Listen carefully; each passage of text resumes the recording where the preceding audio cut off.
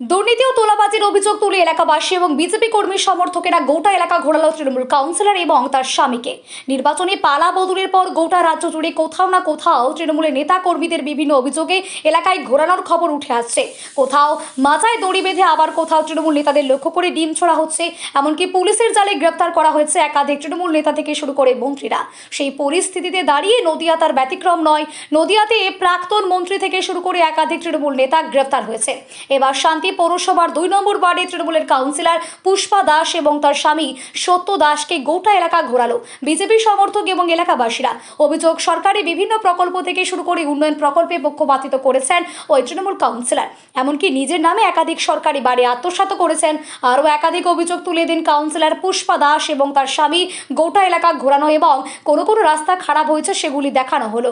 এ বিষয়ে এলাকাবাসী এবং বিজেপি সমর্থকদের দাবি, আমরা একাধিকবার বিভিন্ন রাস্তা সহ পরিষেবা নিয়ে তার কাছে এসেছিলাম, কিন্তু তিনি কোনো কিছুতেই কর্ণপাত করেননি। নিজেদের সমর্থকদের বেছে বেছে কাজ এবং পরিষেবা দিয়েছেন এই কাউন্সিলর।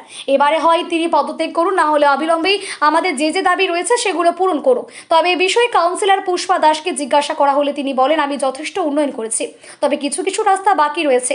আমি চেষ্টা করব আগামী দিনে যত দ্রুত সম্ভব এই দাবিগুলিকে পূরণ করার। কারণ হচ্ছে একটাই, আমাদের ভোটের আগে ইনি প্রতিশ্রুতি দিয়েছিল যে পাইপলাইন দিয়ে জল বাড়ি বাড়ি জল পৌঁছে দেওয়া হবে। এই লাইনটা উনি 9-6 করে মাটির তলায় পাইপ বসিয়ে সেই রাস্তাটা ভেঙে চুরে ওই অবস্থায় থুই দিয়েছে। দীর্ঘ প্রায় 5 মাস হলো জল তো পড়েই না, আর আমরা রাস্তাতে মানে বাড়ি থেকে রাস্তায় পা দিতে পারি না, ভাঙাচোরা দিয়ে চলছি। ইনার কাছে আসলে ইনি বলে, আমি জানি না, উপর মহলে যাও, টাকা বিজেপি দেয় না দীর্ঘদিন। অথচ যেইখানে মুসলিম অধ্যুষিত এলাকায় যেখানে মানুষ নেই, বাগান দিয়ে ঢালাই রাস্তা করে দিয়েছে। আপনারা মিডিয়া গিয়ে দেখে এসছেন। উনি আমাদের বলে কি, বিজেপি করলে এই রাস্তা করে দেওয়া যাবে না। কে বলে এটা? কাউন্সিলর। কে কাউন্সিলর? কে কাউন্সিলর? পুষ্পা দাস।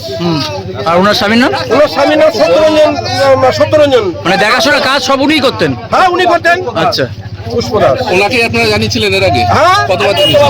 আমরা ওনাকে 10 বার এসেছি। 10 বার উনি আসলে আমাদের কোনো গ্যারান্টি করে না।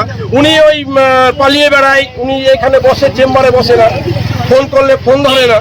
আচ্ছা, আর একটা দেখলাম যে দুতলা মানে অট্টালিকা, ওটা সরকারি ঘর? ওটা সরকারি ঘর, এটা ওনার দল করে, ওনাদের সঙ্গে ওদের কাছের লোক। এবং উনি ভোটের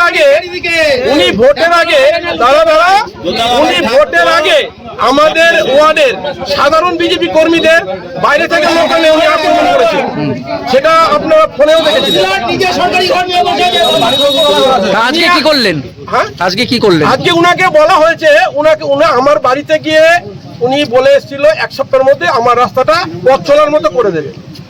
উনি সেটা মানে আমি ফোন করলে উনি ফোন রিসিভ করে না।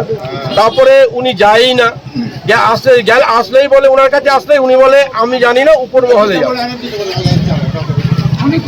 আজকে কি ওনাকে নিয়ে ঘোরালেন? আজকে ওনাকে আমি সচক্ষে দেখালাম যে আমরা কি করে মানুষ, না কি আমরা অন্য কিছু পশু, যে আমরা এই রাস্তা দিয়ে কি করে চলাফেরা করি সেটাকে উনি দেখালাম।